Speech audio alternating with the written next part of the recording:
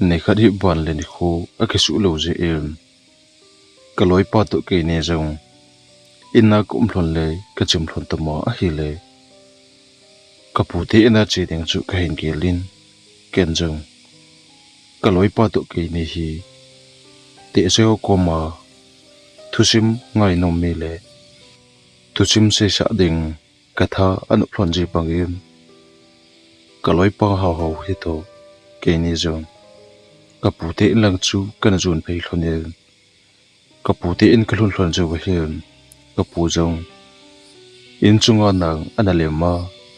kesa boila la ana chuk hen bu hlonin ke ni zong a kom hlona chun ka to hlonin kapun zong ke ni e mo hlona chun tu te ni hung tu hlonin leng cha ana hlono don khom nau hi ti tin ka loi pa tu ke nen zong cha chu ko hlonin chom kha jo wa hem cha ko men hlon jo wi kapu ko ma chun ka ki tong hlonin kapun zong tuni ni kho phat lo to hi le ina hi nang ki le ma ina ki ham a hi te nang ni la na po hlon lo ham a hin tin ke nin zong ni khu a phat mo ji a ina kum hlon dan chu ko sei pi hlonin chule kapu hi ka he dinga anadam thelai a hat lai ta hiam gamlen ti zong ama hi ko sunga koi ma in ana pha zo lo sakap langa zong khosung mi pi te koi ma apha zo anum lo khat he ji in kapun zong gamlen na a tu khat chule ki chat na ho anei dinga ki gyang mon kaloi pa to ke nin zong hepu na hat la ya gam na na len ji la a chu mu thelo wa chat te hian leng na thil tu ki chat da pem na nei kha em na gam le na thu ho them khat nei se pi hlono ke nin jong ka ngai nom hlonei tin kapu ko ma chun ka sei hlon ta na hi le kapun jong chom khat chu ki tun na pa ada to denin chom khat ju hen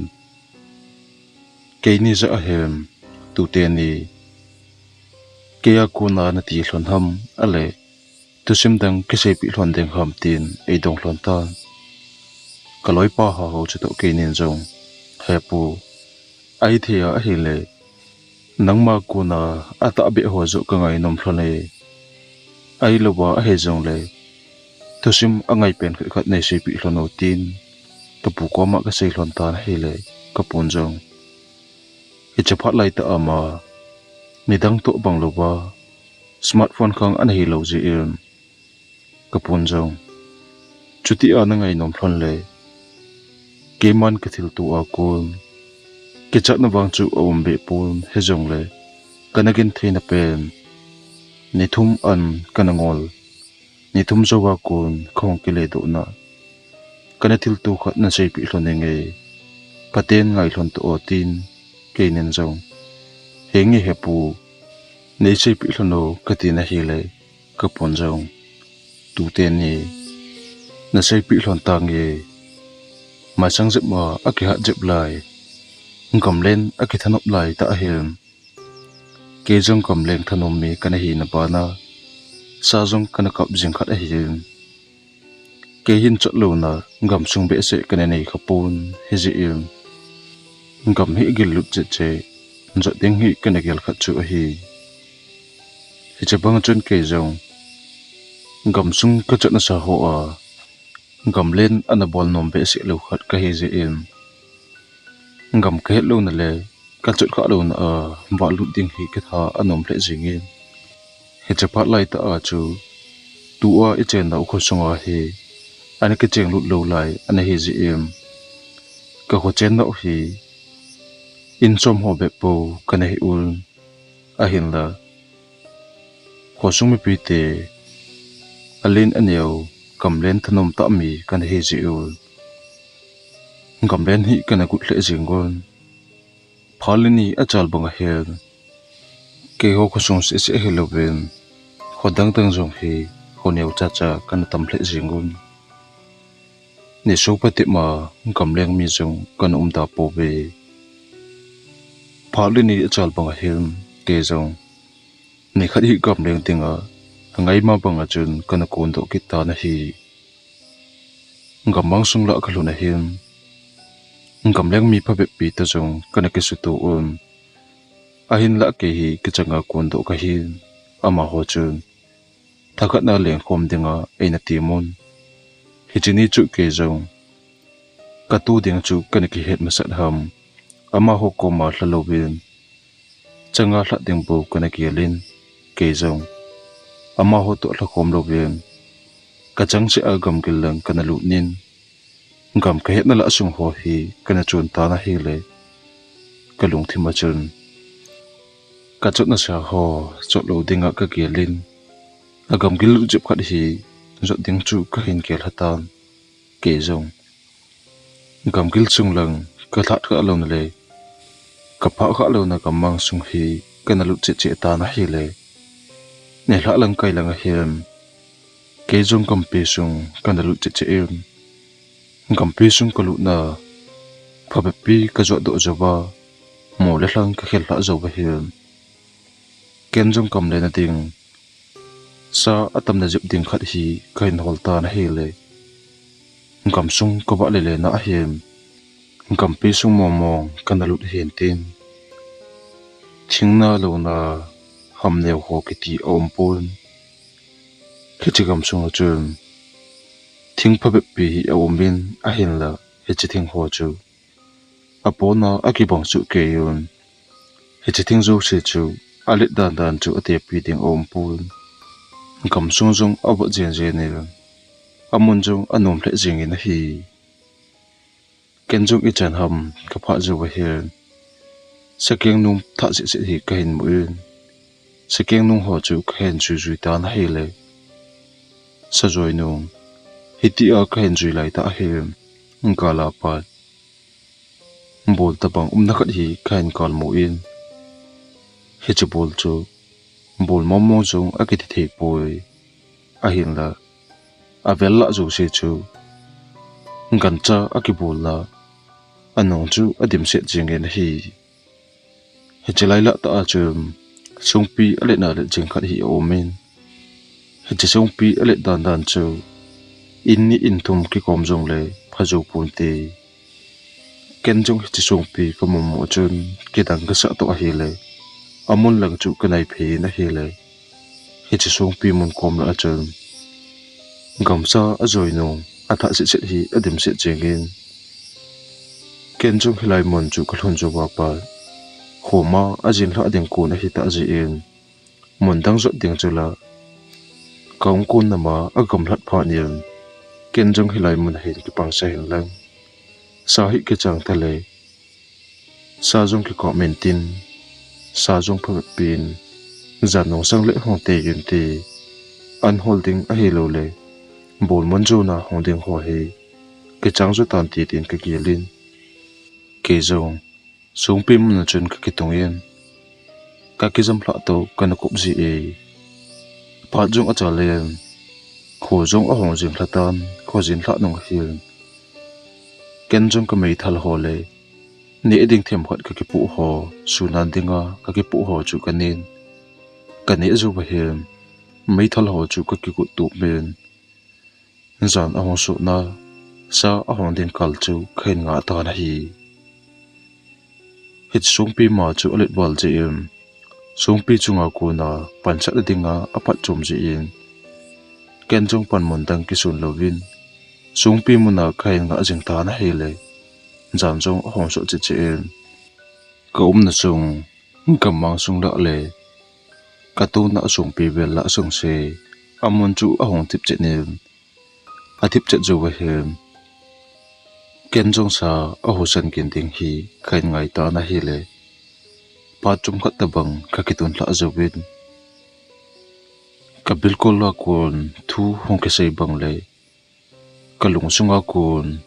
thu a hong ging bangin ka hejin hi che thu ging chum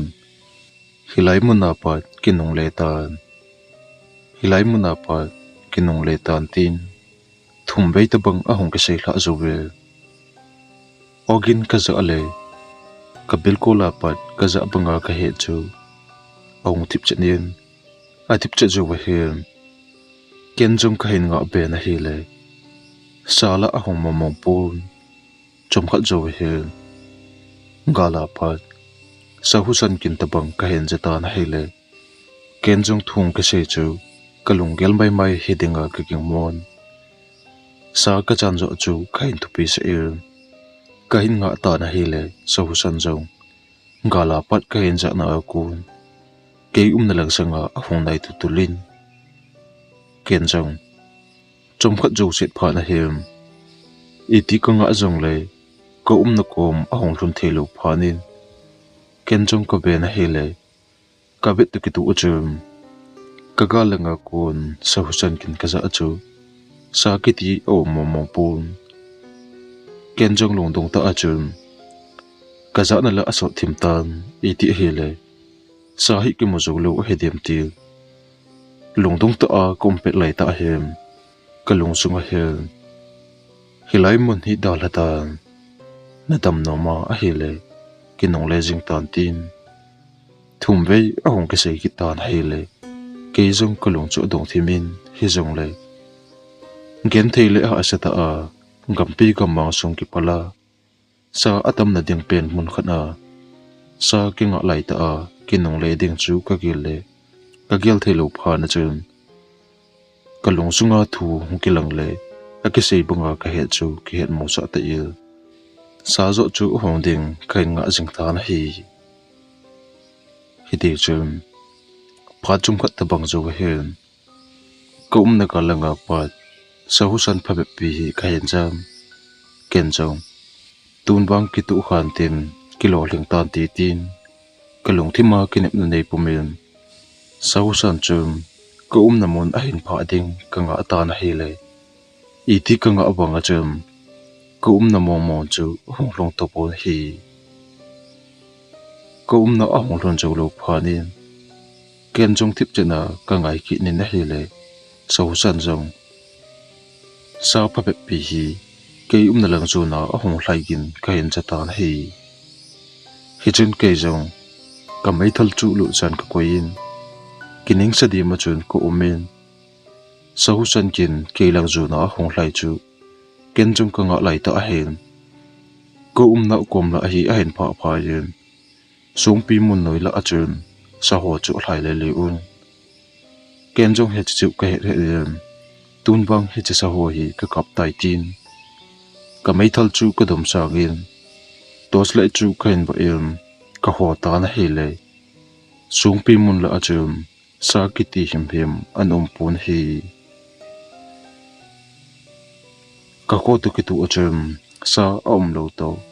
sa husan ho a hlai le kin ho athip chenin athip chet to ki tu hem athum be chan na kalung sunga hilai muna pat kinong le ta tin thu ahong ke sei ki ta hi le ke jong kalung thim anom thei ta pul sa ka nga sun la ahong sun jong kamu zo lo ki to hi le kum na mon hi hindi thei ka sa ta pun hichun ke zong dalha ding le dalha lo ding ka hen ke lai ta hen ko na vel chung lo apal sa husan hi kinai ta ta in ka hen chiki nin ken jong ko hole le in azo no pendinga ka be ta na hi le sa husan ka za na zo sen i mala ka khodo aji pu na hi le ken jong sa hello ding ko na sunga gam nei te a hi ding khet pha nil ko na sung hi gam phat na mun a he ta poi ti kain gel do phanin ken jong sung pi chunga ko na opal kapu ho kain ki pu in mai thal kain ki pu nim sung chunga pat kong kumplan ka kumpla zo ba hen kong ki pat na lang le zo ding tien ken jong sung mana pat ola kain zo jing lai ta hen kanong langa pat mi khat hi ahong khu bangin kain he ken jong khu gen chu ka za em kanong langa ka kle hi pa yin koi a hi he do ding ka tin ka ve pa yin a hi le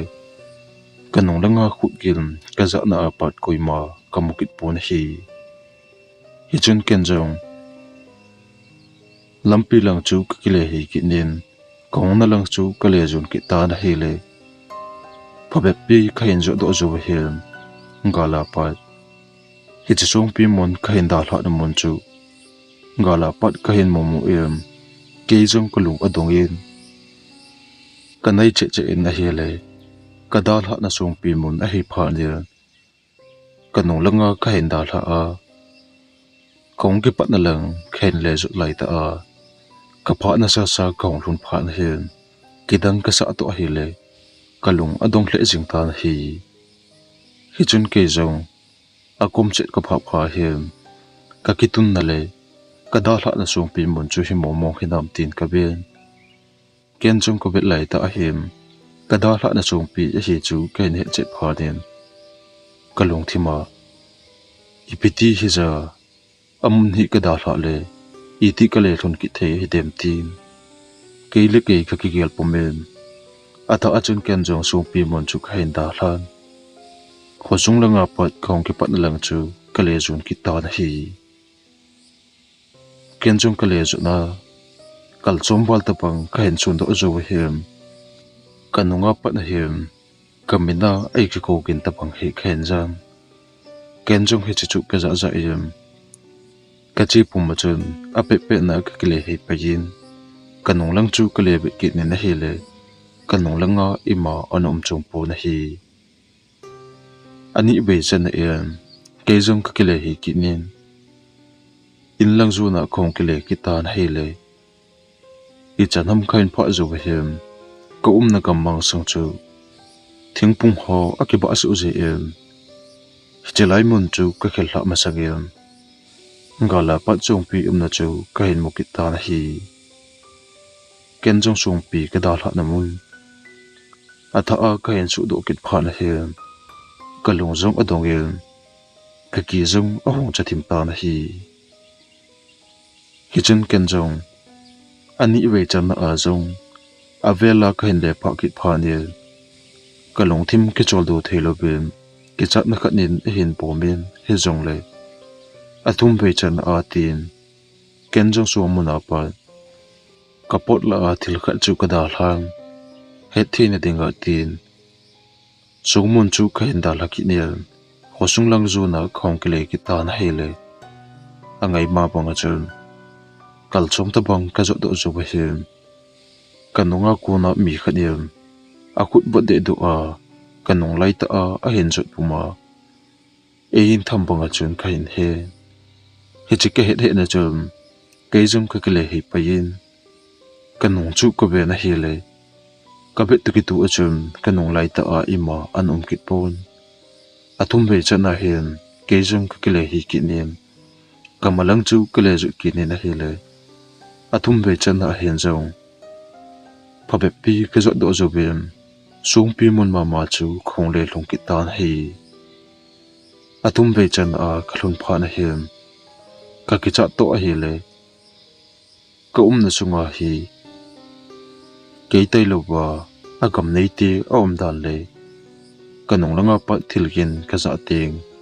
ka ki le hi a ima ji lo dan le sa husan kin ka za ho ima lo dan ho chu kialin gam nei tian ei bolo hi ding chu ka het pha nin helai mun na pa iti ki nong le ting te jong leng helai mun ni avel bela ka hlun ding chu khet pha nin ken jong long gel khat hi kai ngai tol jing khu a hom pa hla le helai mun na pa ki nong le zo ding chu khen gel ha pha nin sung pi mun na pa khowa nga hla dinga khong ki hel hlan sung pi mun na chun ken jong jing khu awa hla ding kain nga ta na hi ti chun hi che jana hin aban ima tu loven jan khu jong aso che che jing khu a hong wa hla chip che mem ken jong jing khu hoi ta a hong wa pha le kin nong le zo ding chu ka hin kel hlan jing khu hoi ta a hong wa hla zo pha nin ken jong song mana pa kamai thal ho ka ki put pomen kong ki pat na khu sung lang zo na khong ki le ta na he le ken jong sung pi mun kain khil ha zo wa gam sung pha pi kain jo jo ba hil Gam sung chu ko pha na sa sa ka pha banga ka hin hen hi che se chu hi lo ve hi chan ham ka pha zu ba hen angai banga chun ka la pa sung pi mon Canada hla na mon chu ka hin le su do ki ta na hi le jing khu aba nunga atha a khen le su do ki pha na hem kalung thima hem ki chak na in bo e bom ta na hi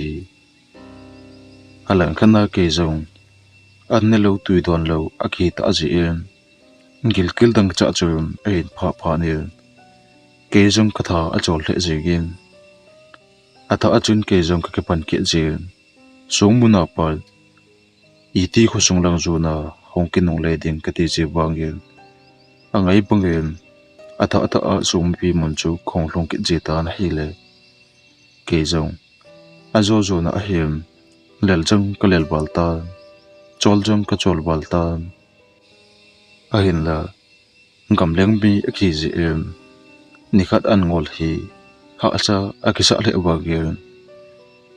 a bang bang le a ki ngol ji em kho kana sa pun hi ken jong ka tha chun pe nen ti ka king ka zet ho ka be le wa ge an ni deng le gil kel dang cha a ki du na ding thei ga he lang mot ga he jong le ima om pon ngam pi sung la a chun thingpung len ta ta se se bo akimo zobin thildang ima akimo zopul dangcha akidu na dinga tui don ting iti song le badung kiti la ompon tui akibe na la ompon ke zong gilgil kathu sangen dangcha kathu zo hi kanalel hle jinge ke zong kadang acha phanen kazit ka vela a tui don ding dem tin iti ko hole le bagim tui don ling la kamazo pol mon kam hata ka pha zo pha le ka hlun na mama song pi mon chu ka le hlun ke ji in hi chun ke zo zan ka tu pe na kalung thima hong kilang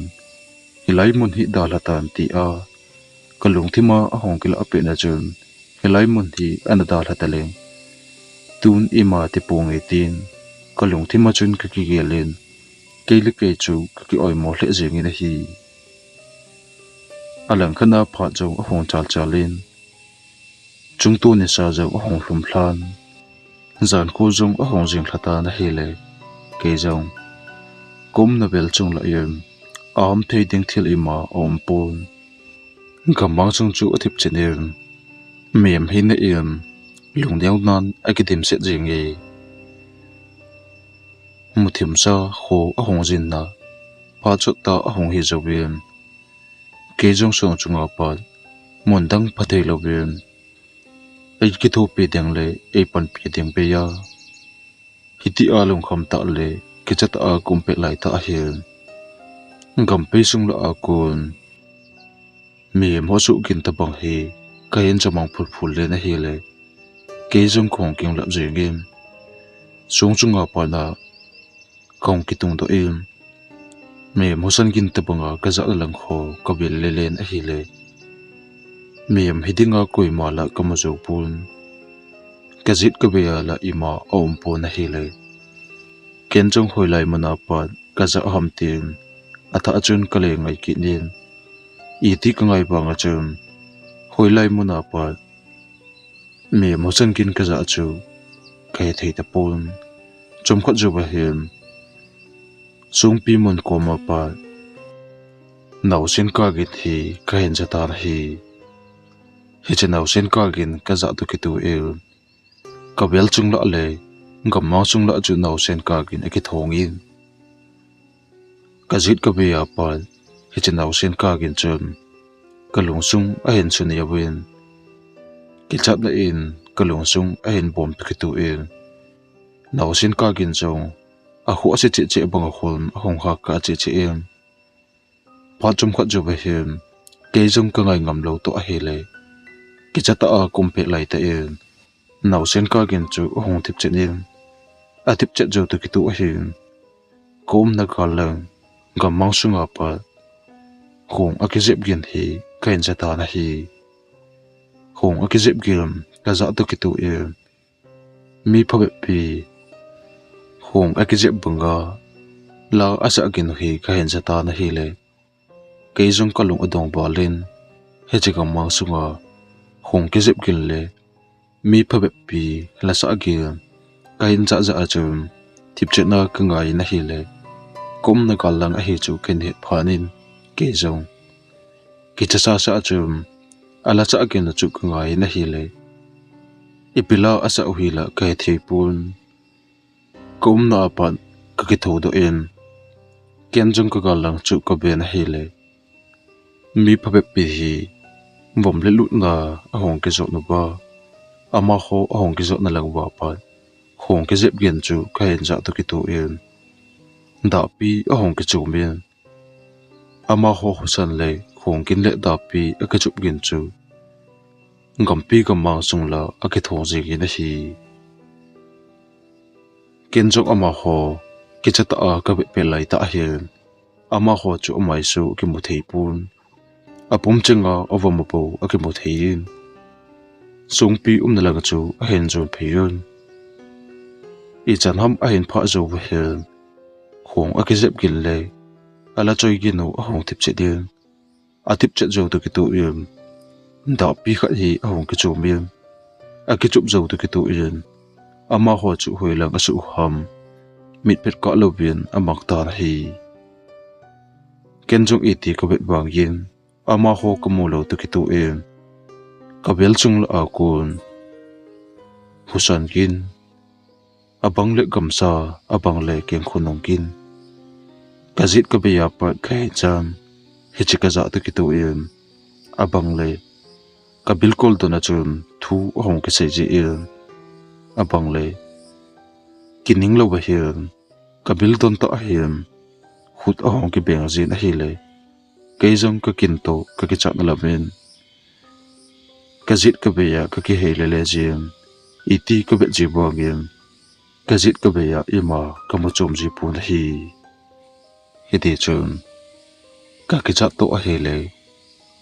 ko na mo na pa abang le khut ki be kin abang le ka bilkol to na pa thu ahong ki se ji zo ka kin kim na lama ka tha zo si a chol hla phanin kum so na a hele ka thilo mata ding ka he phanin ke jong suam chunga pa ka kum thlaki nin ka ngat ngat na langa chun ka jam ta na hele hiti ka jam wangem sungpi mun ma ka le thun ki chi in na hi ke dinga upai dang om lo phanin sungpi muna uma jingkho ba anga hla ti tai lo chu bol thei dang ka nei ta pu na hi hiti chun phal chum khat jo ba hel sungpi mun ko ma ka ki tung thlan sungpi chungo ka ki ngai thlang a hele ka za ngai bang yen abang le khut hong ke beng zin abang le ka lu chu hong ke tham banga ka he zin abang le ka bilkul lai ta apa mi khat hi o nei shona ahong khut ji banga ka hen ja chi na hi le ke jong ka kin kin lamem angol do chu ka bang ta na hi pha chum khat jo ba hem hule sa ka bilkul la pa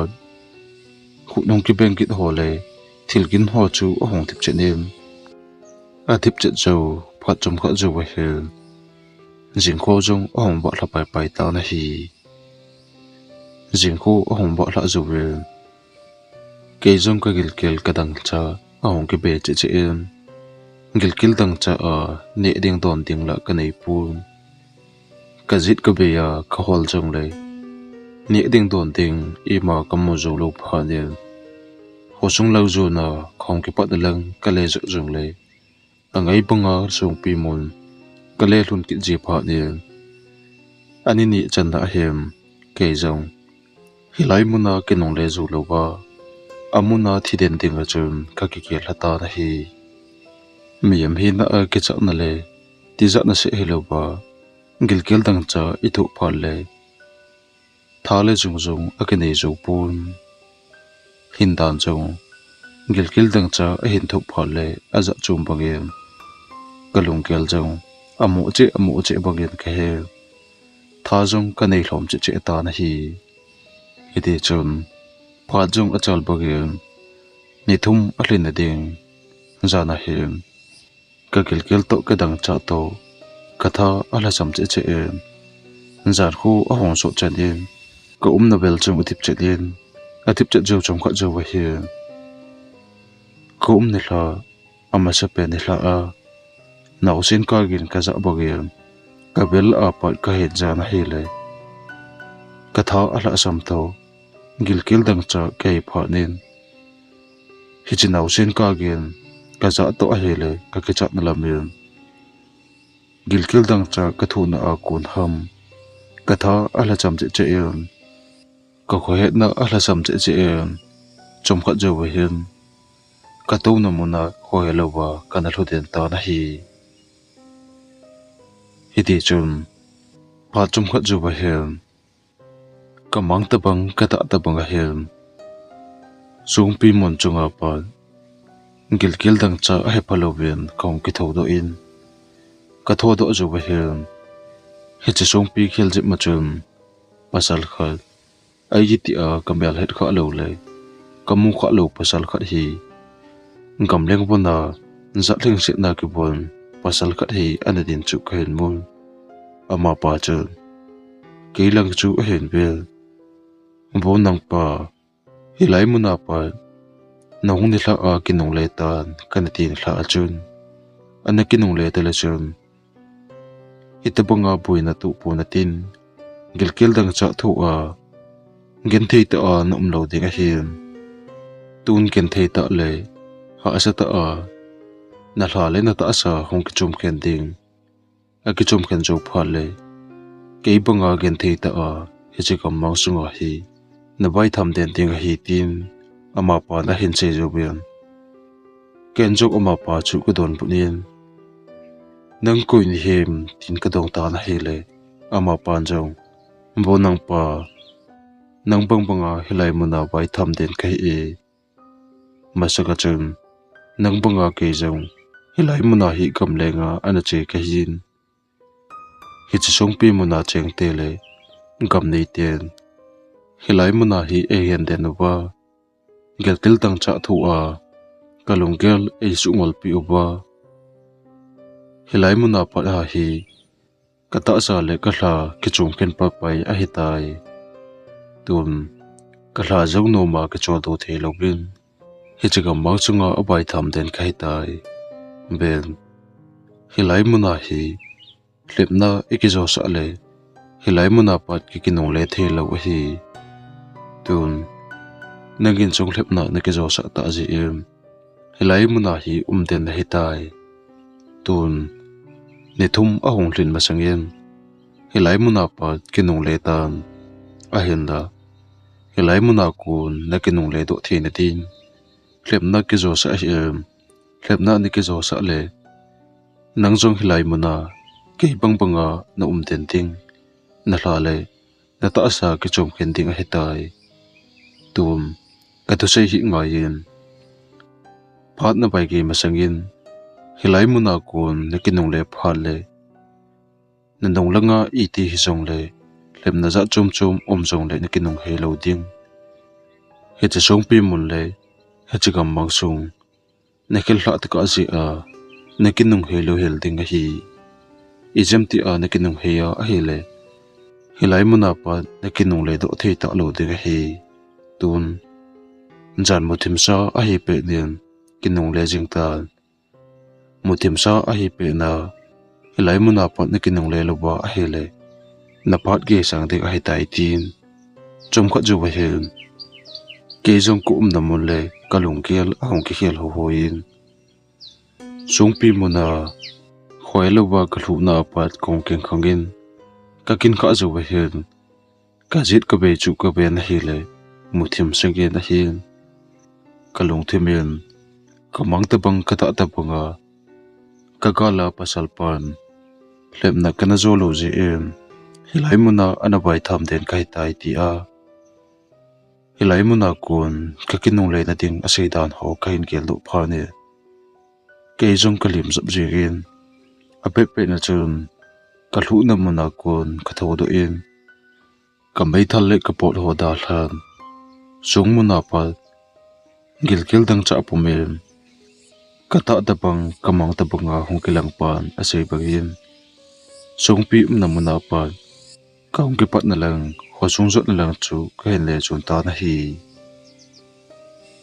I chanam kain pa zo hen ama sa penin kanung langa pa kamena ahong ki ko ta la hi le ke jom kanung langa kining heya bet ding bo chu kalunga ahong thi in ahin la hi chepet ta achun kalung thi ma thu khat hi ahong kilangin nanung langa kinung he hi ben tin ahong kila azu tu ki tu em ke jom khlep na a he chu ken he pha ni kanung langa kinung he te lovin aban chu ka zot be ta na hi le I chanam ka pa zo be kanung lai ta a kun mi khat hi kining lo ba ahong thlaya aw nei chuna ahong khun a hut to ki tu achun kanunga kile hi ya bet ding bo chu kain gelin a hin la hlem na hi chu ken he phanin kanunga kinung he te lovin kamasanga ka chebe in na hi le kaliza dam ka son jo wa hin atum be chan da em kanung langa pa hut khat bo de du hin kalu le kata asa a hin thama kanung langa pa chu bet ding bo kalunga ahong kita na hi le hi chepet ta achun nanung langa kinung he hi ben tin kalung sunga thu khat ahong kilang ki ni na hi le he chi thu ahong kila to ki tu em kanung langa kun mi khat ading bunga ke na ein ki tham chu hlem na a hi dan le he chi hlep na chu ka ki zo sa a hi le kalun na sa kale lun ki ding ka hen ke zong kanunga I ti kinung he ding om bang yen kinung he telo ba chun aban chu lam ka hen zo be ta na hi le athum ve chan na zo he mi khanin e zui le mi khat kanunga adin jing bagel kanung lang azavel bulin he chepet ta a hem kanung langa kinung he ya vet ding bo chu kalung thim le kata asa o min a hin la ke zong ka zot na chana hosung thula tui don deng le gil dang cha a an ni ding ho ka hin gelin kanung lang ki ti gel phalobin lam chu ka hin zo ta na he le pa be pi ka hin zo do zo hian kanung langa kun ei ke zuya om le kanung lang azat bulbul ho zo hong phan ei ki da lamang zel bangem apatel ta na hi apat jo chom khat jo he ken jong ga ma sung la ka zot na jong he thei lo wa kal ka sun jinga lam ka en zo jing la ye jing ko jong o lo la hong ba hlan jing ko hong ba hla chip zo he ka na ga ma sung la hong za cho min ham hing tong se se thing na lo na za chum cho ma hong khialin ham hing tong se se gamang sung la a kain da la na a anaki lo ho zong gamang sung ho a ake kamu phanin kalung thim zong alim che banga ka hen jingkhu hoi ta a hong wa la zo we wadung khat hi kain kalmon he che badung kain kalmo to ki tu uchun ho sung langa pat khong kon do ni khu a he che badunga tui kana don chu kain gel do phania ken jong hilai mun dama ka ho su do chu ka gel le ka tha anum walin badung mun ka pha chun tui chu kain don ta na hele tui ka don chawa pa ka kel ka dang cha ka tha ho hong ki do to min ka tha a ki do zo hen badung kain khal hla na ka khunung kain mu pha nian ken jong a hat na thei chan le ka zo chan yem ka khunung chu kain juin pa be pi kain ju do zo we mol chung khat hi khong kal do em he che mol khong kal do zo we kain da hla na ka mang sung lang chu ko ben a hele asunga ko umpe na thingpung len da ta kanamo ho pang chu hi talo wen mol hlang ka be na zo si a thingna lo na aza chom na lo wen gamang sunga thingphung chu le gan hing zu le ba ho ham ken ke chan thing na lo na ho jong aki bang su ke yu na hi chi chu ko mo em ka hin da la na ka ma sung chu ngam nei ten o pi dan le ngam nei ti a he dan ken he do pha nen ka hunong chu ken jong ko sung lang thi de la kain del tho na he le ngam leng mi pha pi kain da la na mon kain su do zo pha nen ke jong ka ki chat na le gil gil dang cha a kum na ho zo hong ki don ko sung lang zu na ol la kong kum phla na he le i chanam kain pha zo wil ngam leng upa mi thum mi to kong ke su to on ama ho thumen jong ke e momo on hi cheni puma ni thum a hlen dan le in langa ka kinong le lu pha na ko sung mi pi te le ka in chung mi te lung ki mo ba ngam leng a ching thei ta ho ke holding a hen chol da nu upo thumen a hen sei pha nun ken jong an ni ding ka gil kil dan ka sei pi in ama hon jong ni ding I ma sunan dinga a hen pu ho chu hen la do on ke e na se on a hele ka gil kil bal che ka an ne jong a tui lam cha hellowen a bona chen ka ne chai chu ke yin ka ne zu pha na hem ka tha a hla sam na ho a hong ki du do min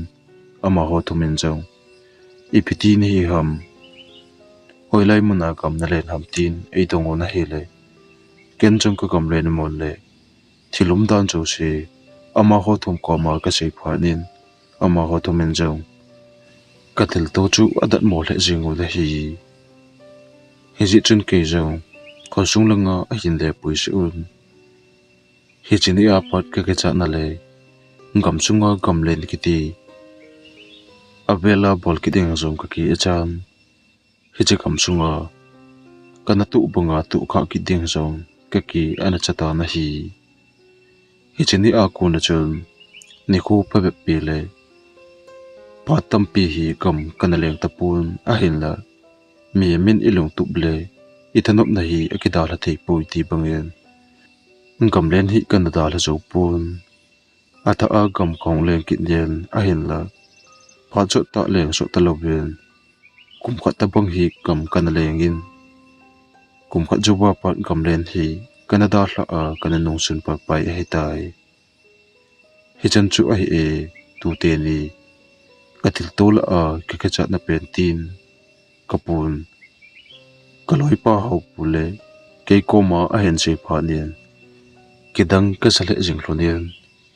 kaloi pa to ke nin zo he pu chuti hele helai mun na chum lepna chu ane ke zo sa le chum dama na hong ke le do zo lo ding chulana tin ka dong hlon ta na hele kapun zo he nge tu te ni hi chini a ei ne ke thopi kam leng vuna ki von mi pa chu ilai muna ana thi ham ale ngam nei ti ham ai lo le gam sunga apa ho heting ham ama mela hongkilanga ama chun kakile no na dinga eki thopi a hidem tu chanin kai nai pui aji chu hu kai ne thia gam kong le na pa gam mang sunga obai tham le aki hol mo akoi ma kai nai pun ole hi che phat ma chung la ya gam leng ho ana hidem bang tu chanin ke the nai pun miem ta a hidem a helo le gam nei ti hidem tu chanin ama pa chu khe chenai pui chule helai mona chan anum so jep song le helai mona chu kanangol lo pa pa ya kata sa jong helai mona chu ka hla to ane ke chung pen pa pai ding hi tin kapun ase jo ba chan kapun ana thil to chu kloi pa to ke nen jong ka gil hlonin kidang jong ka sa hlonin kapun a hin ko thusim ase chu kanangai nom phle jing hlonin da hi ni hla langa chun kaloi pa to ke ni jong kapu te na pat kong ke le hlonin in lang che ka ke zo hlon ta na hi Thusim a ke chai tai aban ananga kit no hi te na bonon mang pha